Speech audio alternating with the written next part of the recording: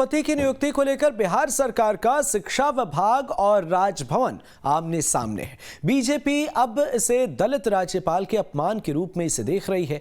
BJP का मानना है कि बिहार सरकार एक दलित राज्यपाल को अपमानित करने का काम कर रही है। क्या है ये पूरा मामला, हमारी इस रिपोर्ट में देखिए।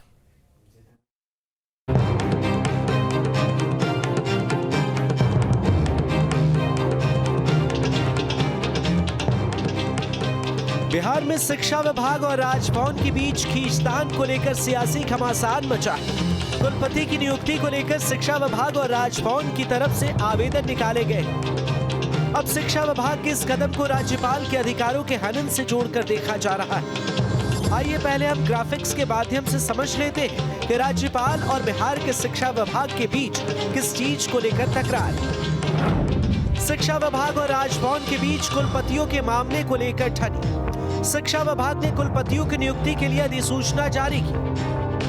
राज्य के 5 विश्वविद्यालयों के कुलपतियों के लिए अधिसूचना जारी की। अधिसूचना पर विभाग के सचिव वैद्यनाथ प्रसाद के हस्ताक्षर। PR नंबर 007376 2023-24 के तहत अधिसूचना जारी।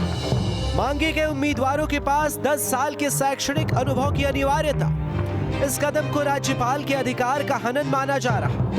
राज्यपाल सभी विश्वविद्यालयों के कुलाधिपति हैं। उन्हें वाइस चांसलर नियुक्त करने का अधिकार है। कुलपति सचिवालय ने भी कुलपतियों के लिए जारी की है अधिसूचना। राज्य के 7 विश्वविद्यालयों के लिए जारी की है अधिसूचना। वाइस चांसलर के पद के लिए आवेदकों के लिए शर्तें दोनों विज्ञापनों में एक समान। अब शिक्षा विभाग और राजभवन के इस खींचतान को बीजेपी राजनीतिक रूप से कैश करने में लग गई। उसने सीधे बिहार सरकार पर अपने तरकश से शब्दों के बाण छोड़ते हुए इसे दलित राज्यपाल के अपमान से जोड़ दिया है और कहा है कि महामहिम राज्यपाल दलित वर्ग से आते हैं, इसलिए सरकार उनके प्रति नजरिया ठीक नहीं रखती। ये सरकार सबसे लड़ना चाहती है, जबकि मिलजुल कर ही विकास किया जा सकता है, टकराव से नहीं। राज्यपाल महोदय और सरकार में कभी टकराव नहीं रहा है और ये होना भी नहीं चाहिए, लेकिन जिस तरह की स्थिति उत्पन्न हो रही है वो बड़ा स्पष्ट लगता है कि दलित वर्ग से महामहिम राज्यपाल आते हैं तो सरकार उनके प्रति नजरिया ठीक नहीं रखे। वहीं महागठबंधन के घटक दल JDU और RJD ने बीजेपी पर सियासत करने का आरोप लगाया। उन्होंने कहा है कि बीजेपी को अब हर चीज में कास्ट नजर आ रहा है। राज्यपाल और सरकार के बीच कोई मतभेद नहीं। राजभवन की अपनी शक्तियां हैं और शिक्षा विभाग का अलग काम। दोनों अपना अपना काम कर रहे हैं, लेकिन जिस तरीके से बीजेपी इसे जातीय एंगल देने में लगी है, ये दुर्भाग्यपूर्ण है। रह गई भाजपा की बात, तो भाजपा किसी तरह हमेशा यही सोचती है कि सांप्रदायिक और सामाजिक सौहार्द बिगड़े, हर बात में जात का एंगल लगाया।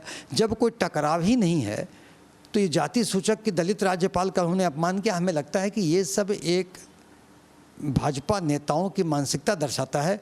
देखिए, भारतीय जनता पार्टी का जो अब आज के दिन में स्तर हो गया है, बहुत ही लो लेवल पे चले गए।